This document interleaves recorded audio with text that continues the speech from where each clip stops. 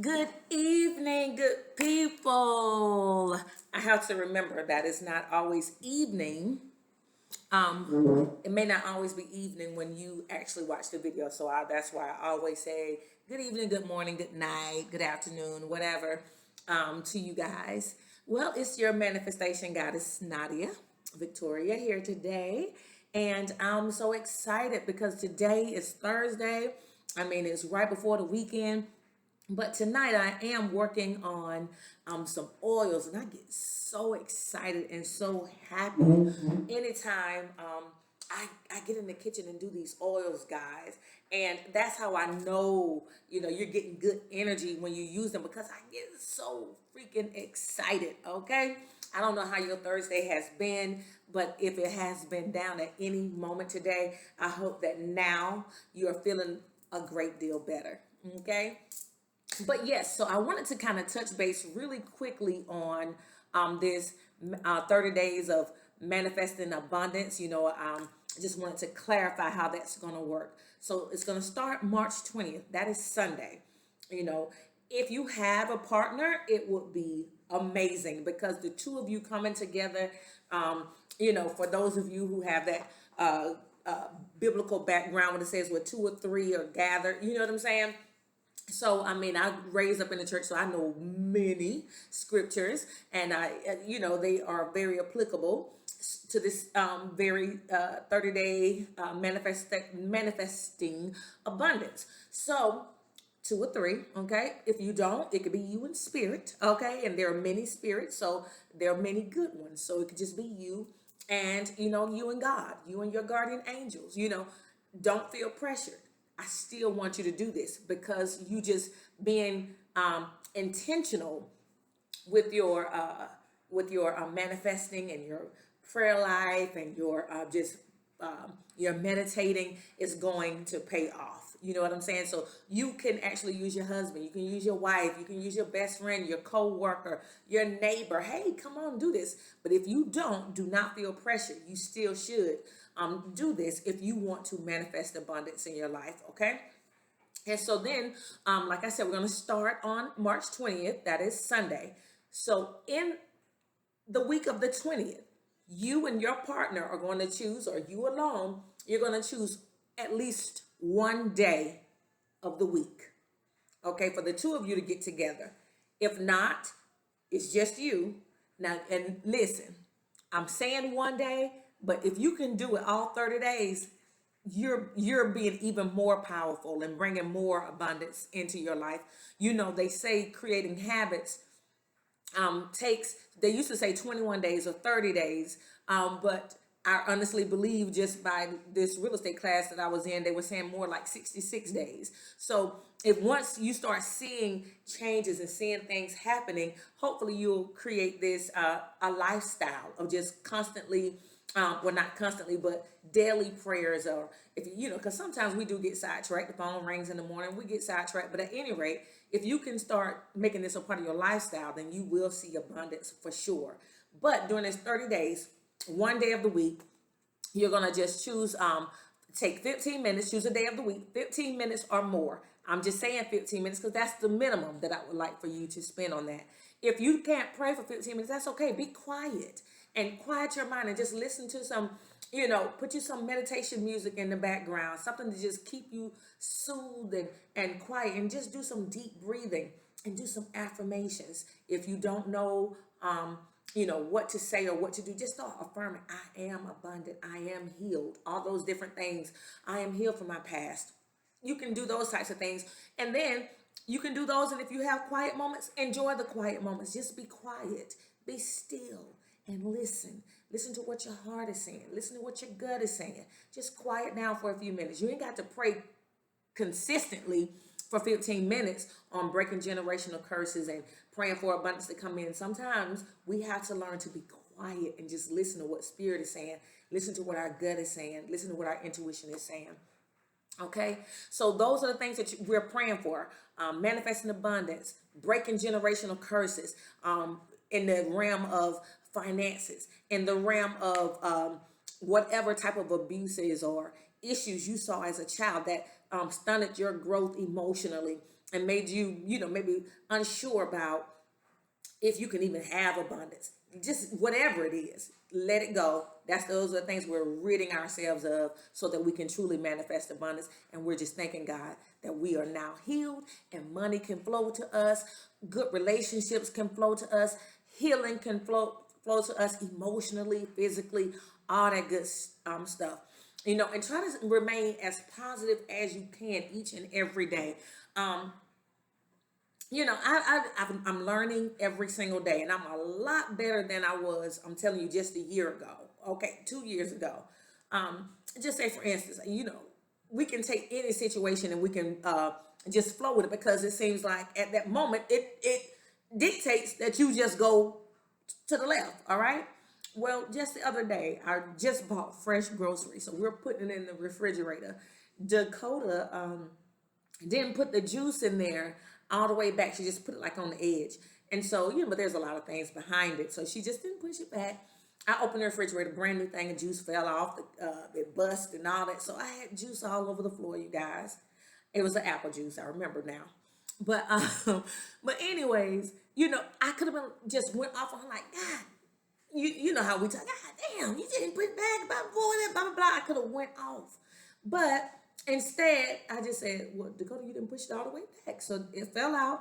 Go get a mop. Go get a spray. Let's, clean it up. Maybe that juice someone's bad with it. Maybe we didn't need this apple juice. Whatever. Instead of letting that turn me into, an angry person that day, a little mad because, hey, I just bought this apple juice and paid $3-4 for it. With inflation prices, and now you done wasted and just could have took that any kind of way and could have scarred her by just cussing her out and hurting her feelings when it was simply a mistake. It was simply an accident. So basically what I'm saying is, even during this time, learn to use that emotional intelligence. Be aware of how you're feeling. Remember we talked about that? I felt like, oh my God, I just wasted my money. But instead of me going off into left field, I'm just like, okay, that's how I feel. I feel a little ticked off, but you know what? I'm not going to even let it ruin my evening, and then in turn mess up her day too. You know what I'm saying? And just rain on her parade. So, try to stay as positive as you can. Wake up and make sure when you're doing this, when you're be in a good spirit, be in a good mood, just be cheerful. Because, all the rest of you, like I said, all of you who know like things from the Bible, when it says God blesses a cheerful giver, cheerful. So you're giving your time in a cheerful spirit, okay? But yes, so, like I said, saying your affirmations, I am healed from past hurts. I'm healed from past pains. I am setting a new standard of love and abundance in my family. I am free to create abundance. And like I always say at the end, and we'll say it at the end again tonight, put it on your hands, on your chest and say, and on your head and your heart, whatever, and just say, I manifest abundance in all areas of my life. I have the power to manifest abundance in all areas of my life because I choose to heal from childhood wounds. And you know how I can create this abundance? Because the Creator is in me. I am an extension of God. Okay, so if he says that, I can do great things, that I am a creator because he is within me, then I can create it too. You know what I'm saying? I can create it too. And now, those of you that have the Bring Me the Money oil, I certainly would encourage you to use that as well. Anoint yourself and just put some on you as you pray. If you want to, write your prayers out and anoint those prayers and put them, on your altar if you have one in your home, in your Bible, or, wherever, somewhere quiet and peaceful for, just to say your prayers and just kind of leave them there. You don't want to, just interrupt and just keep it, where's that? When you say your prayers, leave them and trust that God is doing it. All right. So that's that little bit. But tonight, I'm not going to hold you guys long because I got to get to my oils. And Jada has decided to add something to my calendar tonight, which is her hair, okay. All right, so I'll probably be up until 1 o'clock in the morning, but it's okay because I understand how we are about our hair, okay? Just so long as when it's my turn and I need her to do something to mine, she is up and available. All right. So tonight I'm talking about back to healing childhood wounds and childhood trauma. Again, I'm going to be talking about addiction tonight. If this is a trigger for you, because I'm not just talking about drug abuse, I'm talking about addiction. Okay? If this is a trigger for you, do know that there are links in the description box for the National Association for Suicide Prevention, as well as substance abuse and mental health counseling organization. Both of them have 24 hours, 7 days a week hotlines that you can call and find resources in your area. Okay. For those of you also, let me just piggyback. If you're in the Metro Atlanta area and you want to get a Brand Me the Money oil, just hit me up and we can try to coordinate for me to get it to you. It's $14.44 plus tax. Okay. All right. So addiction is defined as the fact or condition of being addicted to a particular substance, thing, or activity. Okay. So we're not just talking about drug addiction. Mm-hmm. You know, you can be addicted to going in that lottery line. Okay, you're in the lottery line every day. Okay, you can be addicted to Pornhub. Okay, you know what I'm saying? You can be addicted to sex. You can be addicted to gossiping, sitting on the phone every day. You got to call and talk about what happened at work and talk about Miss Cheryl, or Miss Shirley, or Miss Sue every day. You know what I'm saying? And talking about family business. And that just irks me. I cannot stand a person that just all they can do is gossip. I can't stand sitting on the phone and being around you. That's so low vibrational, you know. But you know, those people that like to sit on the phone and gossip all the time, they don't realize that they have an addiction to gossiping, and they don't realize that, you know, they need just as much help as the people they're talking about who may actually be a drug addict or may have other issues in their life, who may be cheating on their husband and wife or whatever the situation is. You just sitting on the phone gossiping about that, and you're addicted to gossiping. Yes. So you can be addicted to a number of things. You're a couch potato. All you do is sit home all day long and watch TV. You Netflix and chill 24 if not 24 hours a day, because you got to get up and go to the bathroom. I guess you got to get something to eat or whatever. You're sitting around doing this 12 hours a day. You're addicted to sitting on your behind watching TV. You can be addicted to social media. Hey, I tell you one thing, I used to be, sometimes I'm sitting at work now and, you know, in the middle of the day, and sometimes I got to go and, you know, once I hear that ching or cling, I'm looking, you know what I'm saying, to see what's going on. And I'm sharing videos throughout the day too. But at the same time, I'm not going to let social media keep me from getting on here doing what I need to do. It's not going to stop me from promoting my stuff anymore, my oils, and it's not going to keep me from doing the things I need to do. You know, I'm going to use it as a tool. I'm not going to use it as a crutch. So some of us, we all got a lot of people have all different types of addictions, and not to mention the drug addicts, you know. But at the end of the day, when we're talking about addiction, there's no way you can talk about addictive behaviors and dismiss the fact that there's a root cause to it. There's always a root cause. So for the sex addict, it might go back to some of the other things that we talked about, sexual trauma. You know, it may go back to, you know, not feeling desired and wanted, or being hurt before. You know, oftentimes people are in relationships and they wind up getting hurt by someone they really and truly loved. And instead of them healing from that and trying to find higher ground so that they can truly find true love, they turn into sex addicts. So they just start having sex with any and everybody because they're trying to fill a void, and because they don't want to attach to anybody else. They don't want to be in a loving relationship. for the fear of being hurt again.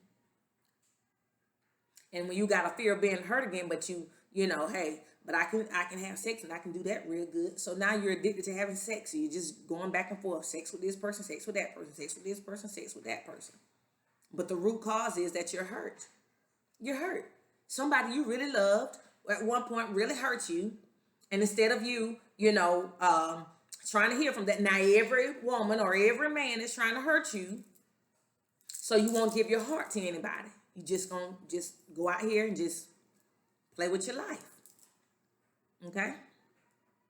And when I say play with your life, I'm not even just talking about STDs. You playing with your life when you're playing with people's feelings. You know what I'm saying?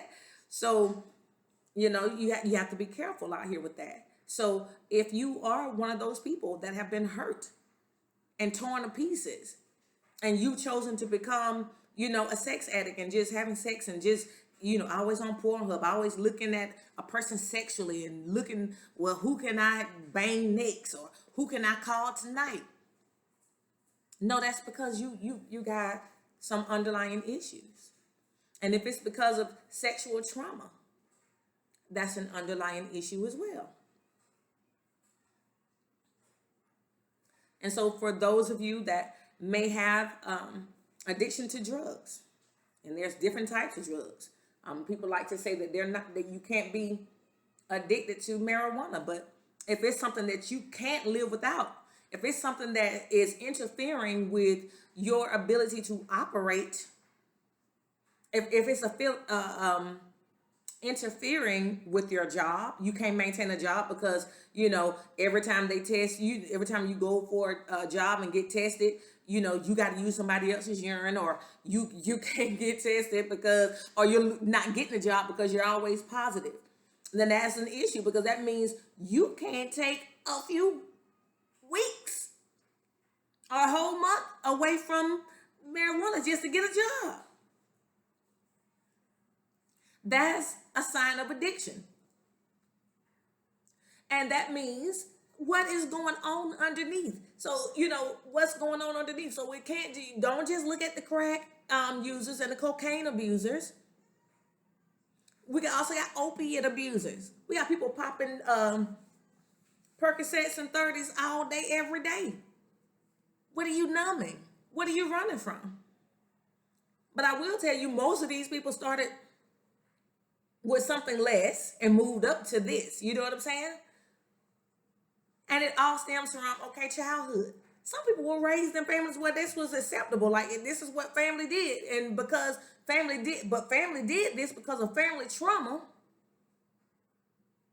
Because everybody jacked up. Nobody want to deal with their emotions and deal with the fact that there's a lot of drama in our family and there's a lot of pain in our family. So everybody in the family just around here, we all high. We all getting high. We can't function out here in society.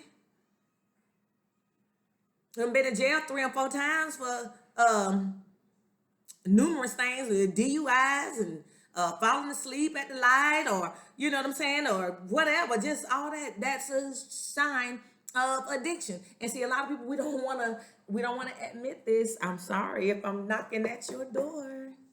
You know, if I'm knocking at your door, hey, and I'm the first to say it. I love me a cocktail, but I ain't gonna let no cocktails keep me from getting up to do what I need to do. It's not gonna stop me from getting up in the morning to take my child to work. I mean, I wish I was taking her to work. It's not gonna stop me from getting up, going to work, or taking my child to school. It's not gonna stop me from being there for my child when she needs me. I'm not an addict. There's a difference. There's things that you can enjoy, and then there's things that then there's times, there are certain people that can't live without it, and it's interfering. See, there's a difference of being adult and responsible. That's why the alcohol says drink responsibly. Okay? And then there are many states now where weed and stuff is legal. But even with that, you still got to do it responsibly. You know, you can't be out here on the weed and you high as hell and you sitting at the light, you don't fell asleep because you on the whatever type that put you to sleep, the the indica or something or whatever. There's indica, sativa, all this. Yeah, I know all about it. But either way, you can't be so high that you get behind the wheel and now you can't drive because you're too high. And this is on a consistent basis. Now, I'm not talking about, okay, you may have went overboard tonight or whatever. I'm talking about addiction, addicted to it. And this is your consistent behavior. And you've been doing this for years now. And it's interfering with areas of your life. Whether it's sexual addiction, if your wife is always telling you you're always on the computer or you're always on your phone looking at porn and you don't spend no time with her or whatever, then that's an indication that you got some underlying issues. Maybe you don't really love your wife, or maybe there's some issues there that you don't really like. Maybe you stuck in a relationship that you just don't like. It's an underlying issue. It's an underlying issue. The question is, what is the underlying issue? That's something only you can answer. The underlying issue is what? My dad left when I was 5 years old. And that pain hurts. I never met my father before. And nobody ever listens to me. When I tell them I want a father in my life, they sweep it under the rug. They don't listen to me. They call me crazy.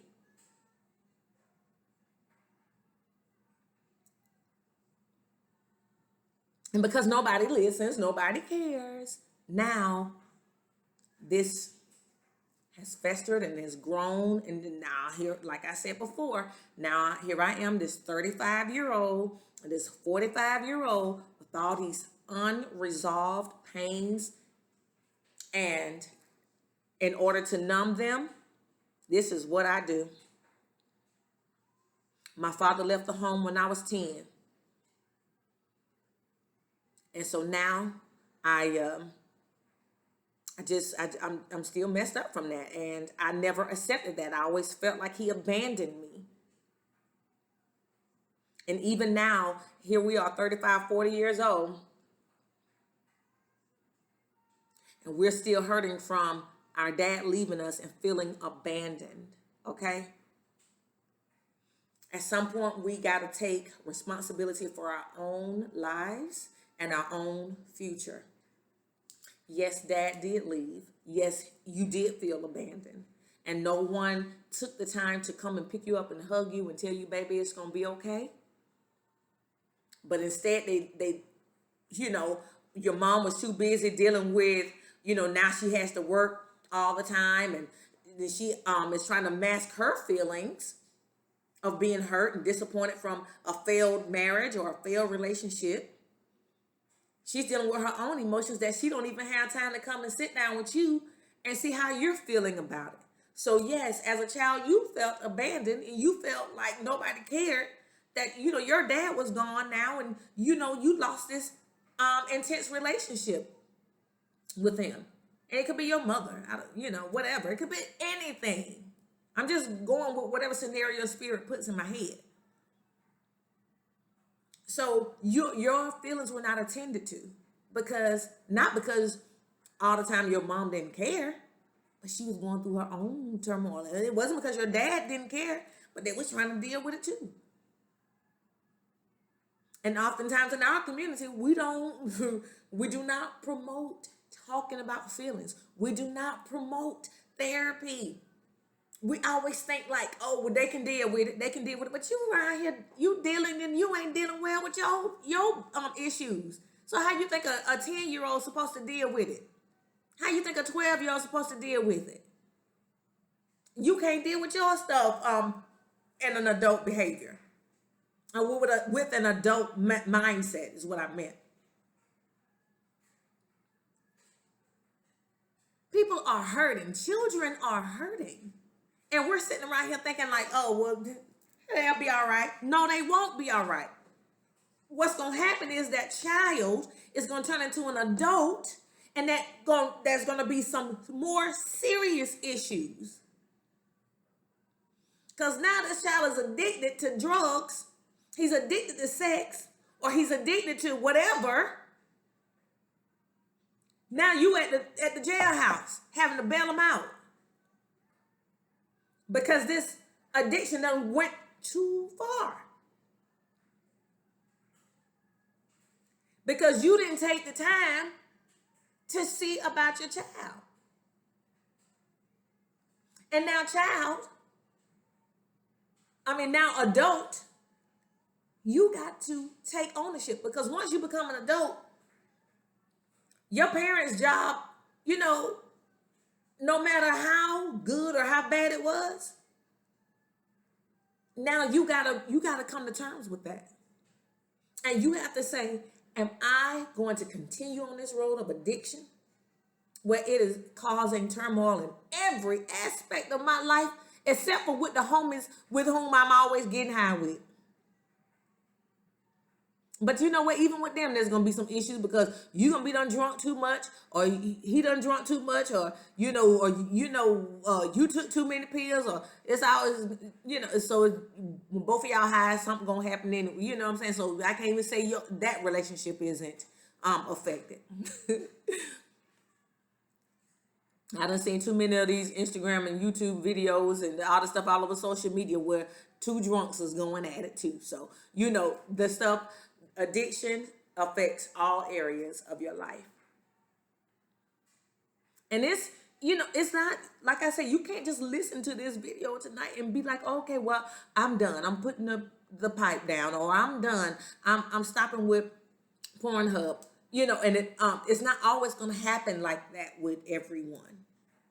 Now, some people can look and say, you know what? I'm tired and I'm done. And if you can, I applaud you. And I'm so happy. But some of us really need to get into some help. We need to get into some counseling, some therapy, some inpatient treatment or some outpatient treatment, and get around a community of people who have been where you are, who can encourage you and help you. Addiction is a hard thing to break, but it is typically not just, okay, I just started smoking crack today, or I just started popping pills today. No, it's usually because, and it could be that, somebody you was messing around with turned you on to it. But then at the same time, what was it in you that attracted someone like that? There's a broken piece of you that attracted that person. Because if you're a whole and healed person, there's no reason for you to go out here and choose a drug addict. There's no reason. So there's something broken. There's something about you that feels like this is what you should have in your life.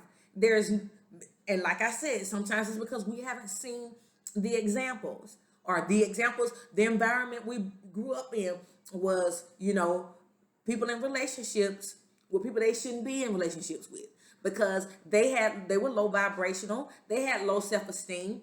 This is what mama did, this is what daddy did, and so this is who I think I should be with, because this is the examples I see around me. That's why it's so important that we be far more careful of what we're doing around our kids, because we are setting the tone for them. We are setting the stage for them in their future relationships. I actually saw this meme on Instagram. I think it was yesterday. So fitting. It said, if you don't want to deal with your childhood trauma, guess what? Get in a relationship, you're going to deal with it then. That's not exactly what it said, but that's exactly what it meant. You don't want to deal with your childhood trauma. You want to sweep it on the rug and pretend like it's not there. You want to pretend like it's not the reason why, that you're the way you are is not why you're addicted to drugs now. Try getting in a relationship. All your issues, all your insecurities, all your problems come right to the forefront when you got to be in an intimate relationship with someone. All of your issues start coming out, and that's when you start realizing, I am kind of jacked up, or this person is kind of jacked up, or what in the world am I doing with this person, and why am I this way? It's gonna come to the forefront and start getting in relationships with people. People gonna see, and not just intimate relationships. Get on the job and start getting coworkers. You'll start seeing just the way you deal with people. Your childhood insecurities and issues are going to come to the forefront.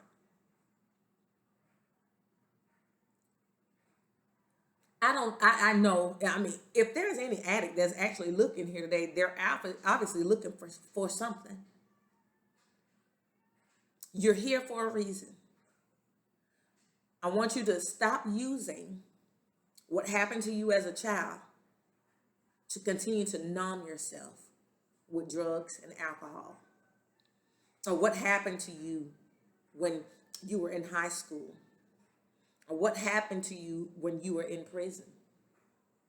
Or what happened to you when you were at home as a kid.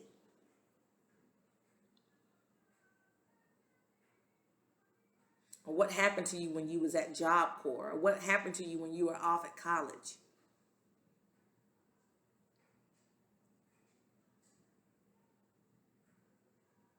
Stop using those things to keep hurting yourself and not trying to numb the pain, because it's still there. You just numb yourself to the point that you don't have to face it in that moment. But it's still there. You can run, but you can't hide. This is your chance. This is your life. Me and my friend were talking, I think it was just yesterday. This is not a rehearsal. This is your life. It's not a rehearsal. So if you want to leave here living a life full of turmoil and addiction, never really dealing with your issues so you can heal and be free, you deserve so much better for yourself. You deserve so much better for yourself. God is within you. You can overcome anything. I'm telling you, I've never been addicted to drugs. But I have been in some addictive situations. I was addicted to this person or that person. I thought I couldn't live without them, okay? That's a whole nother issue. We'll talk about that a different day. Attachments. But we've all had something to overcome. And I had to say within myself, I matter. I deserve better. This is my life. Is this how I'm going to live my life? Is this how I'm going to live my life? Ask yourself, am I happy with where I am right now? Am I happy? And what am I numbing? What do I keep trying to numb? I keep running to the liquor store, every other day, 2 and 3 times a day. What am I running for? What am I running from?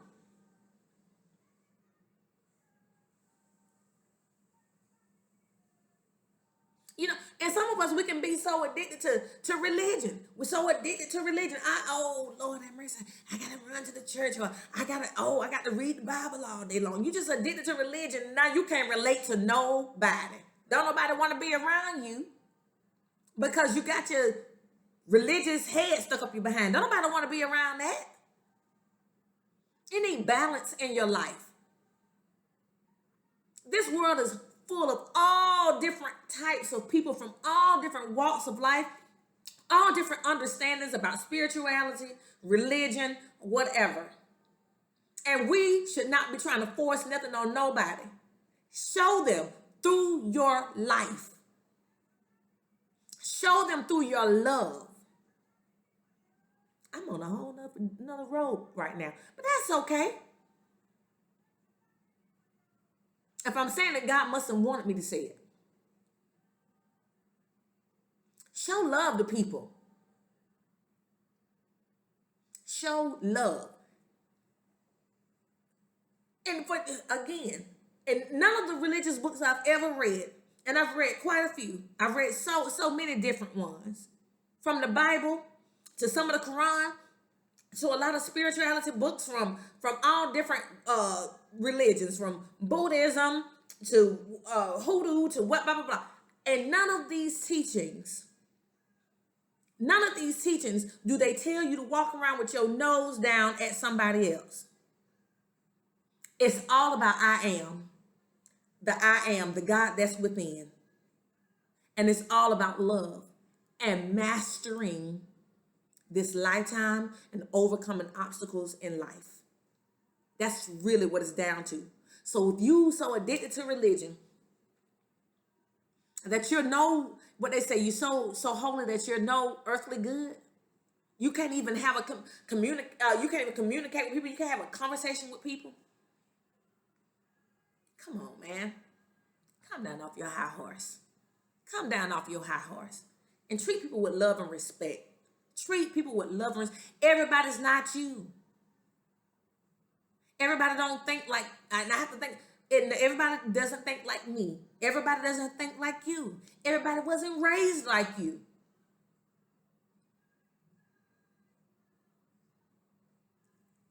And truth be told, if you look at the bottom underneath all of that you got going on, it's something under there too. Because why you got to be this stringent and this firm and this stuck? It's because maybe you feel like you ain't in control over here. Or you done messed up some kids along the way. You done messed up some stuff along the way. You done did a whole bunch of bullshit. Now you so holy and religious that you can't relate to people. But if we pull the layer off of that, we see all this bull crap underneath here that's unhealed. And instead of you embracing your own flaws and healing from them, you want to cut everybody else. You just become a very cutthroat person. As soon as somebody walk through and they don't look like the part of what you think a person should look like, there you go pointing your finger, talking about them. No, look at yourself, because everything with you ain't right either. Show love to people. Stop being so critical. You're addicted to criticizing people. You're addicted to hurting people. You're addicted to trying to correct people because you ain't correct. Because your life ain't the way you really want it to be. Honestly, anybody that sits around and just is always critical of other people, it's an indication to me that everything in your life ain't right.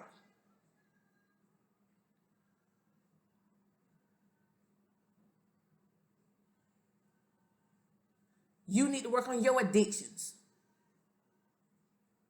The fact of condition of being addicted to a particular substance, thing, or activity. Your activity is all you want to do is criticize. You're addicted to criticizing people and breaking them down, thinking you're doing it in love. You're not doing, that's not love. And you think about it, if somebody said the things that you say to others, to you, how would you feel? Well, now you want to cry, but you always criticizing and being so harsh with your words. Be careful. And like I'm gonna go back to the Bible. I keep saying that we raised up in the church. The same couple, the same means by which you're measuring someone. Don't forget that when somebody uses against you, you ain't gonna like it.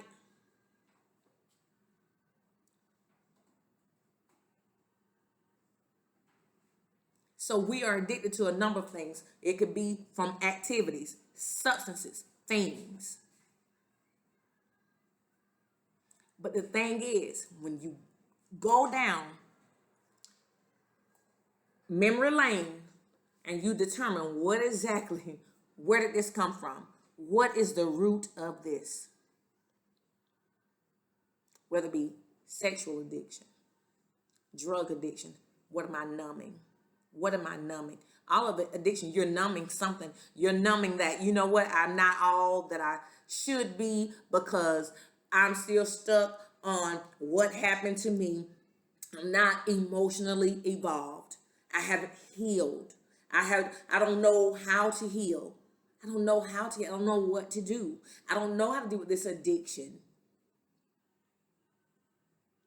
Well, if it's a drug addiction, opiates,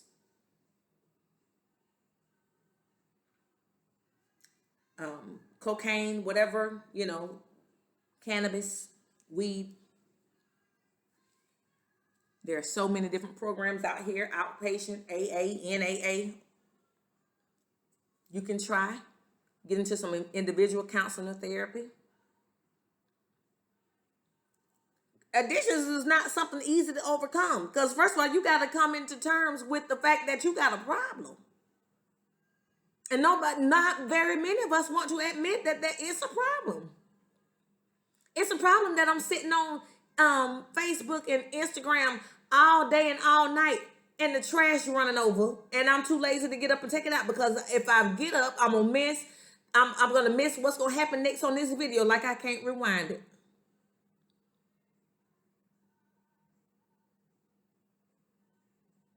I'm addicted to gossiping because it takes the lens off of me and my problems and it allows me to project onto someone else and call out their imperfections instead of looking at my own imperfections.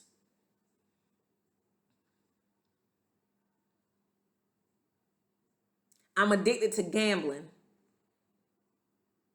I'm addicted to gambling because, you know what I'm saying? Anything to keep my mind off of, I'd rather be doing this than out here really getting to the money and creating means of wealth. Because I don't want to work for nobody, so I'd rather just gamble. Instead of me sticking to a plan of creating wealth through creating jobs, for myself or finishing up my dream that I started on my car washing business. Instead of me, doing that, I'd rather just go out here and constantly gamble, losing more than I'm winning. That's all my conversation is about, is gambling. You're losing 4 times a week, winning 2. But I'm telling you, a lot of these different addictions just change shape. So you give up one addiction, and you think you've really done something. But here's the thing: you didn't even deal with the problem. Most of the time, some people will give up. Like, okay, say for instance, if it's every time I was popping the Xanax, I was getting into trouble. So you know what I'm saying. So I'm gonna leave the Xanax alone, okay? So my way of dealing with this is I'm gonna leave the Xanax alone, and now I'm gonna start just smoking weed all the time. Or instead of smoking weed, I'm gonna start gambling. It's just like you passing from one addiction to the next. But the real problem is at the root of that is that there's something about you that you've not healed. There's something about you don't like, because why would you keep going from addiction to addiction to addiction? You're just skipping from one to the next to the next. Because honestly, it keeps your mind off of you. It keeps your mind off of your problems. You gotta focus your time and your attention on anything but yourself. You don't want to sit quiet long enough to look at yourself and realize, I am really a full-grown, physically, but I'm a full-grown, physically grown person that's still stuck at the age of 14. I'm still stuck at that age where my mama left. She left the whole family to go be with this man. She left me with my daddy. She left me with my grandma.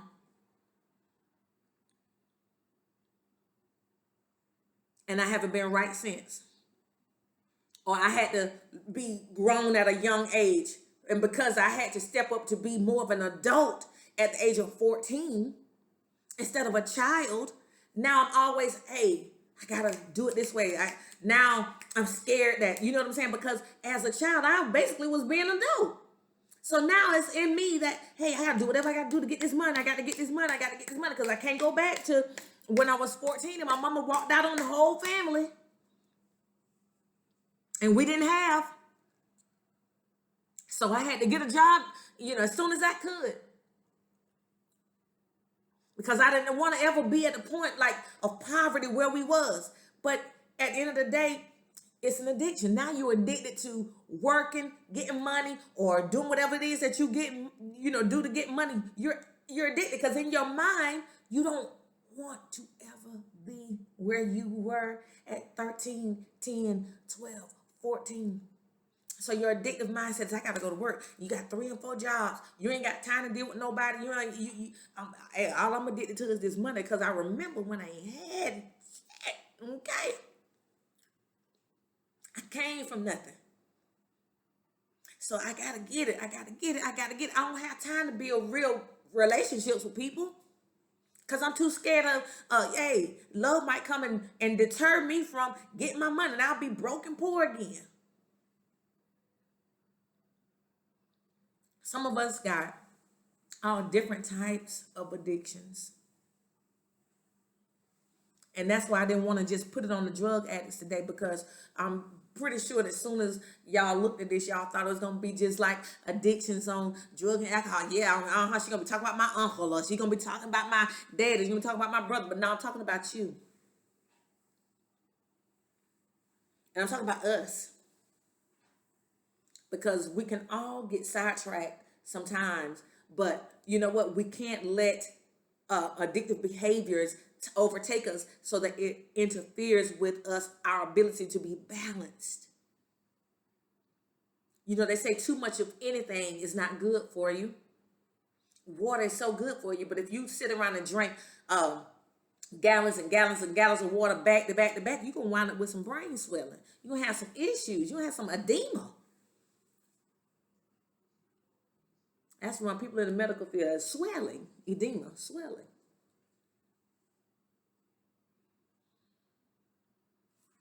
Right? They say weed is good for, people who, that may have, cancer and stuff like that, and they are dealing with pain, or they need an appetite stimulant because, sometimes certain treatments, chemo and stuff can take away their appetite. So they encourage them sometimes to smoke a little weed to help with your appetite.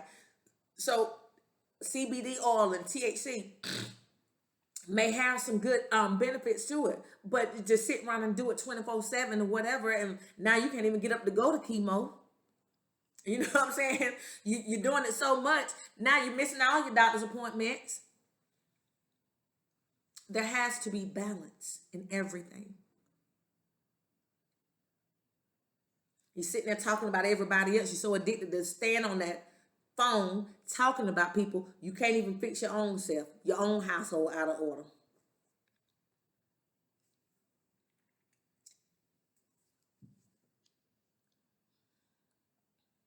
You're so addicted to sex because you don't want to deal with your underlying hurt.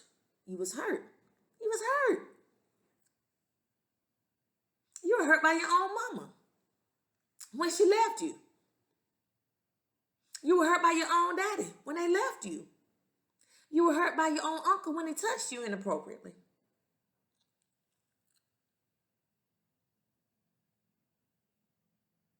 So I'm looking at this time. Lord have mercy, I don't went too far. But again, if you have addictive behaviors, I want you to look underneath and ask yourself, well, what am I numbing? What am I doing that I'm keeping the lens off of me? What is hurting me? And let's move forward. It is 49 minutes in. Listen, I got to get up off of here because I have things to do. But I want you to know that I'm here for you. I'm here for you. And I hate to kind of cut it off right here, but I don't want it because I will lose people. And I can't let you sit here all day and night listening to me heal. Start the healing process. Let these addictive behaviors go so that you can be well-rounded and healed. so you can find a true love, so that you can really deal with your own hurts and pains. I don't care. Like I said, if you're 80 years old and you still sitting on the phone gossiping, you can change. There's nothing that says you can't change. There's nothing to say you can't heal. I've seen people on their deathbed that confess to things that they're trying to let go because they don't want to take it on the other side with them. I don't care. Don't wait until your deathbed. Fix your problems today. Start working on those issues today. Well, it is your manifestation goddess and your real estate home girl. I love you guys so much. Wrap your arms around yourself and tell yourself, I am manifesting abundance. Say your name. I, Nadia Victoria, I am manifesting abundance in all areas of my life by healing childhood trauma and childhood wounds. I am deserving of a loving, reciprocal soulmate in my life. I am deserving of abundance. All right. Y'all have a good night. I am about to sign off.